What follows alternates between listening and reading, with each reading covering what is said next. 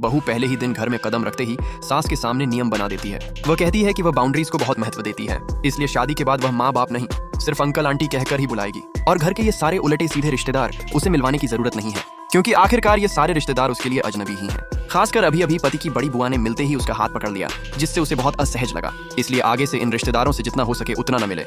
जुई हाव है कि बिल्कुल कोई रिश्ता न रखें।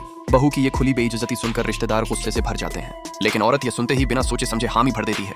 जब बेटा बहू सोच रहे होते हैं कि उन्होंने औरत को काबू में कर लिया है, तभी औरत अचानक दोनों को रोक लेती है। वह कहती है कि बहू की बाउंड्रीज का सम्मान करते हुए उसने भी कुछ नियम बनाए हैं। चूंकि बहू बार बार कह रही है कि रिश्तेदार अजनबी हैं, तो अजनबियों का दिया हुआ शगुन का पैसा वह कैसे ले सकती है। खासकर अभी वही सबसे बदतमीज बड़ी बुआ चुपके से बहू को 50,000 का लिफाफा दे गई थी। इतनी बाउंड्रीज मानने वाली बहू को तो ये पैसे वापस करने ही होंगे। ये कहकर औरत बेटे के हाथ से शगुन का पैसा छीन लेती है और सब रिश्तेदारों को वापस लौटा देती है। फिर सबके सामने कहती है कि आज से बेटा बहू घर छोड़कर अलग रहें, क्योंकि वे बूढ़े लोग हैं, कभी भी अनजाने में बहू की बाउंड्रीज को छू सकते हैं। आगे से एक साथ खाना भी न खाएं। इतने लोगों की लार एक साथ मिलना बहुत ही बिना बाउंड्रीज वाला है। औरत की ये बातें सुनकर बेटा बहू सन्न रह जाते हैं। उन्हें अंदाजा भी नहीं होता कि सामने खड़ी औरत पुनर्जन्म लेकर आई है। पिछले जन्म में औरत के पति को अचानक दिल का दौरा पड़ा था, उन्हें तुरंत अस्पताल ले जाना था।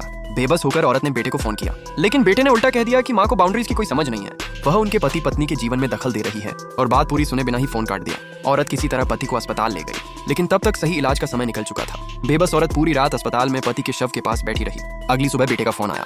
उसने सवाल किया कि पिता अभी तक पोते को स्कूल लेने क्यों नहीं आए। आंसू भरी आवाज में औरत ने बेटे को पति के मरने की खबर दी, लेकिन बेटे के मुंह से पहला वाक्य निकला, पापा मर गए, अब आगे कौन कोंकों को लेने जाएगा। बेटे की शिकायत सुनकर औरत को जोर का सदमा लगा। उसे यकीन नहीं हुआ कि 30 साल की परवरिश का नतीजा ऐसा निकलेगा। औरत वहीं गिर पड़ी। जब उसने आंख खोली तो वह उसी दिन लौट आई थी जिस दिन बेटा बहू को ब्याह कर घर लाया था। पिछले जन्म की सारी दर्दनाक यादें याद करके औरत ने तय किया कि इस बार बहू को असली बाउंड्री सिखाएगी। और तभी कहानी की शुरुआत वाली घटना घटी। आगे क्या हुआ ये देखने के लिए कमेंट में लिखें नेक्स्ट पार्ट।